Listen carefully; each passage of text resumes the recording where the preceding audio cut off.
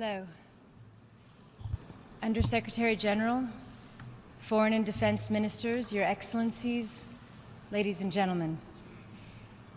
This is the third UN Defense Peacekeeping Ministerial I have attended, but the first on my home soil. I'm very proud to speak here as an American. I'm a patriot. I love my country, and I want to see it thrive. I also believe in an America that is part of an international community. Countries working together on equal footing is how we reduce the risk of conflict. It is how we avoid the need to send men and women of our militaries to fight and sacrifice overseas. The UN was set up for that purpose, as a way of resolving differences peacefully, supporting each other's prosperity, and extending universal rights and freedoms. It is in all of our interests for the UN to be made effective, brought closer to the lives of citizens, and not ever misused.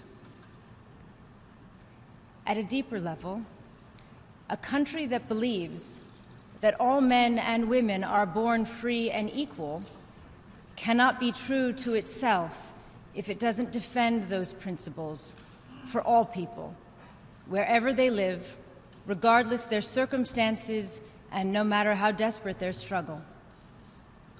In fact, our support should be strongest where rights are threatened the most. We seem incapable of upholding minimum standards of humanity in many parts of the world. That this comes at a time when humankind is richer and more technologically advanced than ever before is all the more painful.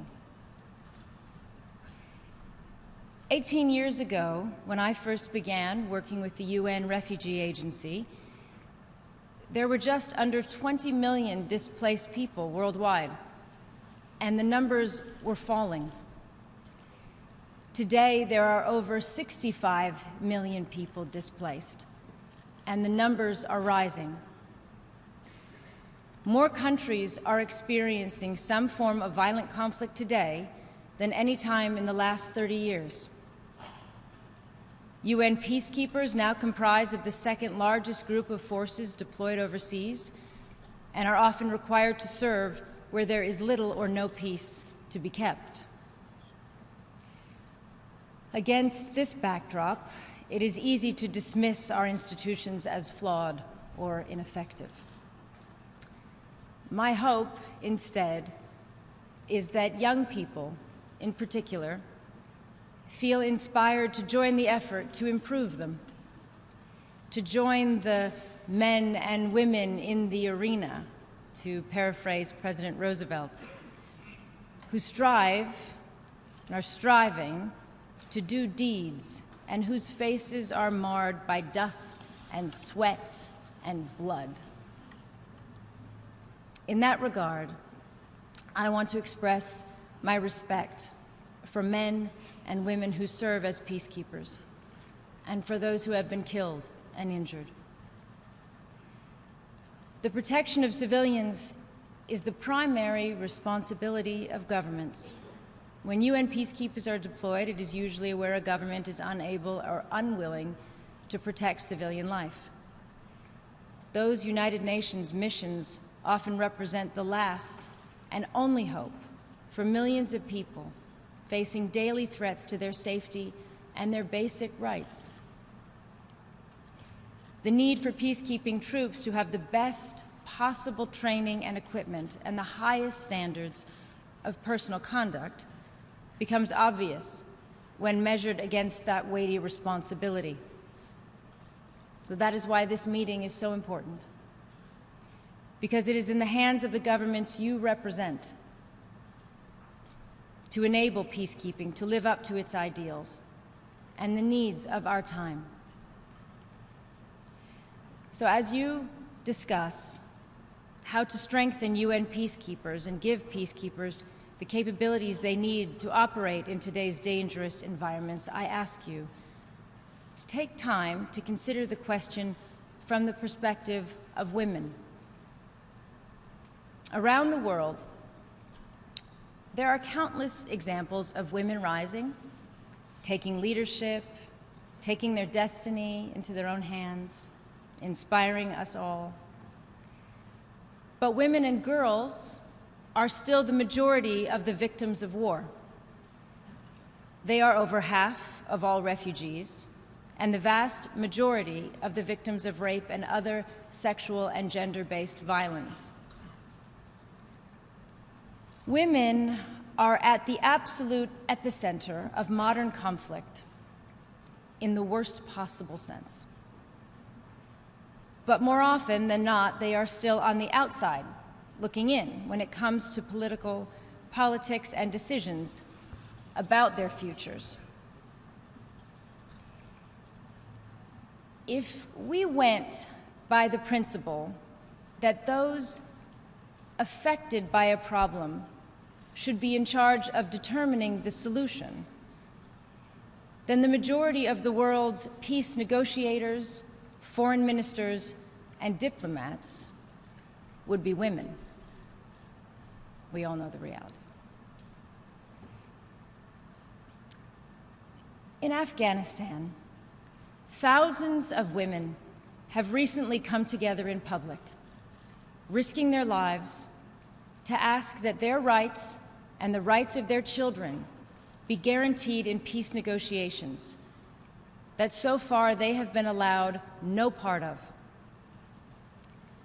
Their stand is inspiring, but it should not be necessary.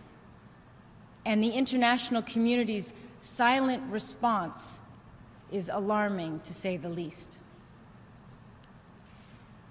There can be no peace and stability in Afghanistan or anywhere else in the world that involves trading away the rights of women. Worse still, we see impunity for crimes committed against women and girls during conflict, or when women human rights defenders are attacked or killed or imprisoned. Too often, whether or not we confront these human rights violations depends not on the law, on universal standards, but on how much our governments think that their business or political interests in that country might be affected. This is as harmful to our long-term security and stability as it is unacceptable on a human and moral level. And none of this is to discount the efforts of the many men, great husbands, fathers, brothers, and sons who have been with us in this fight. It is simply the reality of the unequal power relations, abuse of power, gender bias, violence, and lack of justice that keep so many women in a subordinate and therefore vulnerable position internationally. As long as we continue to put almost every other issue ahead of women's rights and participation, we will remain stuck in a cycle of violence and conflict. We will have learned nothing, and our institutions will count for less than they should. From my experience, a growing number of men and women in uniform understand this. When we are at our best, doing what we are called to do, we all share the same goals, the same mandate: a safer, more stable world. We fight to defend our freedoms and rights and the freedoms and rights of others. I recently met a male peacekeeper who had just returned from deployment as a gender advisor in the Central African Republic. And he told me that when he started his career of service in Afghanistan, he considered women's rights to be a soft issue and not what war was fought for. But his experiences had made him understand that that is exactly what should be fought for and exactly what stabilizes a country. his ability to contribute to this goal became a source of pride for him. He had made that jump in his thinking, and while he'd been doing a great service to his country already, he had now added that understanding and that sense of partnership with the women he served. There is progress. The number of cases of alleged sexual exploitation and abuse are down, although even a single case is unacceptable. The numbers of women peacekeepers is on the rise, with African nations in particular leading the way on this. There are more gender advisors on UN missions, although still not enough, and improving the training on the protection of civilians is starting to come into effect. But there is still a long way to go to demonstrate that anyone who commits violations will not be tolerated and will be investigated and prosecuted without exception.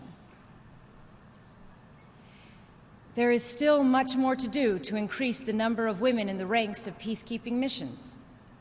And having met some formidable female peacekeepers this morning, I think that this change cannot come soon enough for the effectiveness and impact of peacekeeping missions.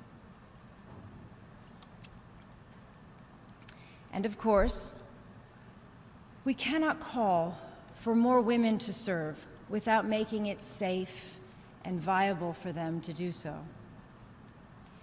including ensuring that they themselves are not vulnerable to sexual harassment or abuse. New actions by your governments in all these areas can make a huge difference, but they, I believe, must be accompanied by commitments to ensure that women's representation in peace negotiations, to be consistent in the defense of women's rights in all places, and to address the deep-seated societal reasons for inequality and violence against women. And above all, we need to understand that women themselves are protectors, as mothers and peacekeepers and human rights defenders. Women are already contributing to peace in theaters of war across the world without recognition or glory, because it comes naturally to them, it's important to them. And think of how much more we could achieve with women's equal participation in all aspects of society. Not at the expense of men, but alongside men, because we are all partners in this life.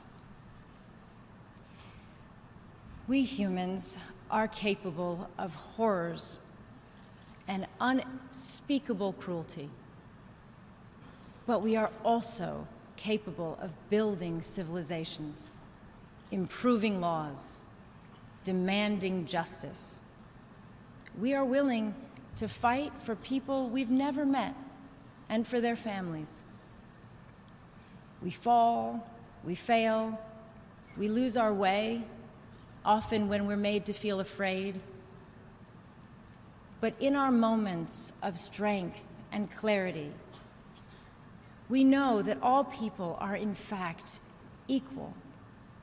We know that while we can and should be proud of who we are individually, we're a part of a global world. And we know that we are supposed to come together in defense of something greater than ourselves. Thank you very much.